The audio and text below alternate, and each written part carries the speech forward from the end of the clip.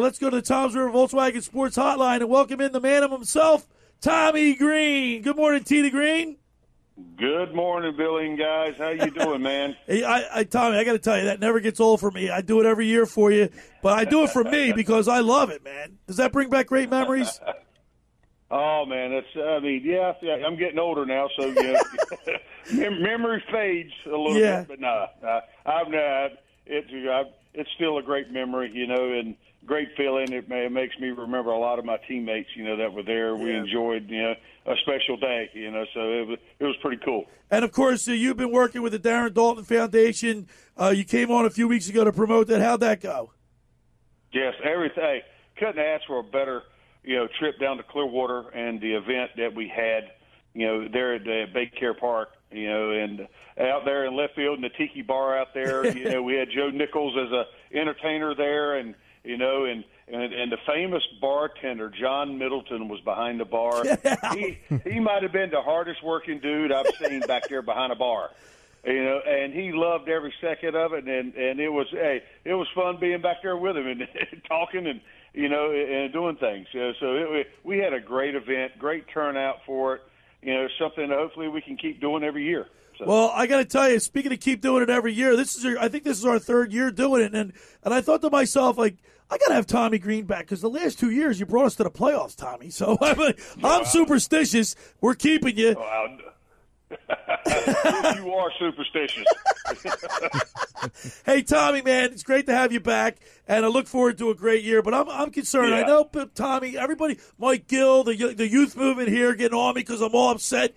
Tommy, I don't care if we lose 5-3 or 4-2, and it's a tough-fought game, and it just didn't go our way. Yeah. But come on, man, these last two games were getting blown away. Yeah, and that kind of stings a little bit. Nobody wants to be beaten like that.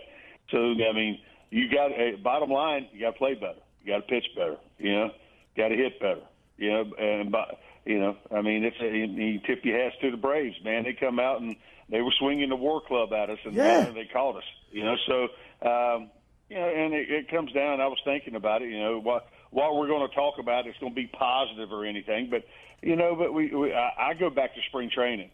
Not necessarily we were raking in and doing the things and trending in the right direction. Right. As far as ending spring training. For the most part, you had your guys. Nola pitched well there at the end. And also Zach Wheeler pitched. The last outings and stuff, they pitched well at the end. But my concern was, okay, Wheeler pitched a great game. He deserved to win that ball game the other night. Not just him; they deserved to win that ball game through the first 7 innings. My thing is why wasn't he? And they say they're trying to take care of him. Why wasn't he ready to throw 100 pitches out of the gate? Well, it's a different game. Everybody says, "Oh, it's a different game. You don't let your pitchers go deep." I would have brought him out for at least 1 or 2 batters in. One more inning. Yeah. Because the way he was going, you're probably he threw 89 pitches. Pretty good chance he's going to be right at 100 pitches, just a little bit over. Barring anything happen. If something gets on, you bring somebody in, but it changes the dynamic. If he gets a couple outs. Why do they have to bring somebody in? Or he clears the inning, it changes the way they use guys.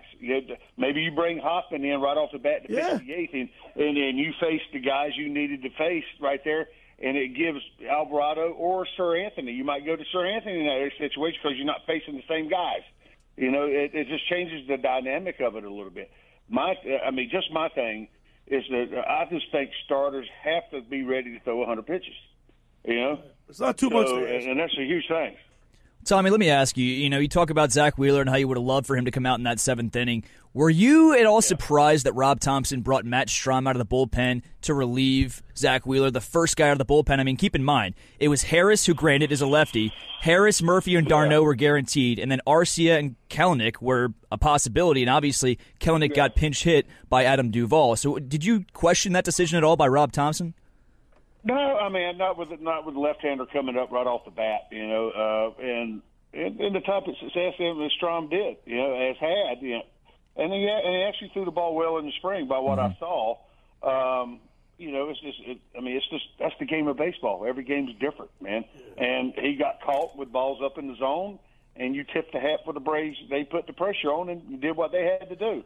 The guy I was really impressed with out of that, you start talking about after all that in the bullpen, was Hoffman coming in and doing what he did. Yeah. That was real impressive. So we got to have guys starting to get on the right road. Obviously Strom had a bad night. Alvarado, he probably wishes he didn't even toe the mound that night. And then same thing yesterday. The bullpen, everybody is giving up runs. Hey, give them up the first 2 games, and then don't give them up the rest of the time. Let's hope so. So that's start the day on a positive thing and go. That's what you got to do. Yeah. Good morning, Tommy. So we're talking about this bullpen a lot, obviously, because, it was just a pretty all-around bad performance on Game 1 against the Braves. So my question pretty much is obviously spring training. It's, not quite live speed. I mean, it is, but it's, how much of that poor start to the bullpen this season do you think was, maybe some rust, or do you think they just had a bad night and hopefully turn it around? Well, as far as bullpen concerned, I know I was watching the way they were trying to use those guys at the end of spring training, and they were trying to get them acclimated, to come back-to-back days or – and stuff like that, and right there the last week of the season, or the spring season, so, bullpen is one thing, and then, you leave Monday night, you come back up here, and you don't play again to win, Right there. Play Friday because of the weather. That's to me, that's screwing with your, routines more, Yeah, you like a day off here and there, maybe 2, but, 3 or 4, that kind of messes with you a little bit when you're trying to really get on that routine, and you might have finally found it in the spring, and that's a huge thing, So, it could have been you start messing. You might feel a little too strong coming out of the bullpen, and then when you feel a little too strong, take it from me because I've backed up a lot of bases in my life doing that. When you start missing location because you feel too strong, and you're trying, and it's just the natural of it, is to let it go. You want to let it go, and when you start doing it, you start elevating a little bit more, and it's all right to elevate it, but if you're elevating over the middle part of the plate, that's when you start to have issues. We're talking with former Phillies pitcher Tommy Greene, and we will each and every Sunday throughout the baseball season. We go on the mound with Tommy Greene, brought to you by Blitz's Market. Tommy, let's talk about today's game, Rangers Suarez. We got to salvage this series today, and I like to see. I got to see a win. I don't want to get swept by these Braves. We don't want to get swept, but we got to take it in at a time. He just needs to do what he's been doing all spring. It's great. It's just I talked about this with a bunch of people earlier. During the spring, it's just to see him in spring training on time and get a full spring training in and don't have to worry. When's the last time he's had that? Right. That's with visa troubles and then the games and stuff last year where he was pitching, in the world baseball, country, so World Baseball League. It's just we haven't had it.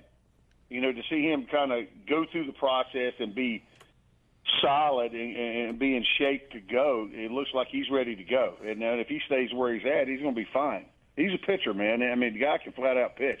Yeah, I'm looking forward to it. The lineup is already out. Schwarber's leading off. Turner batting second. Bohm in the third position today. Romuto cleanup. Castellanos, Merrifield, Sosa, and Pache, along with Rojas in center field. So that's your batting order. I know Bryce Harper is a gamer and he wants to win so bad, but he can't go diving into the stands. Like, did you? I'm sure everybody had a collective sigh of relief when they saw him get up after taking that spill into the dugout. Yeah, that was a pretty nasty one right there. He's got. Obviously, he played there enough last year to know where that well's at. To find the things. Not that you go. You got to get to that point.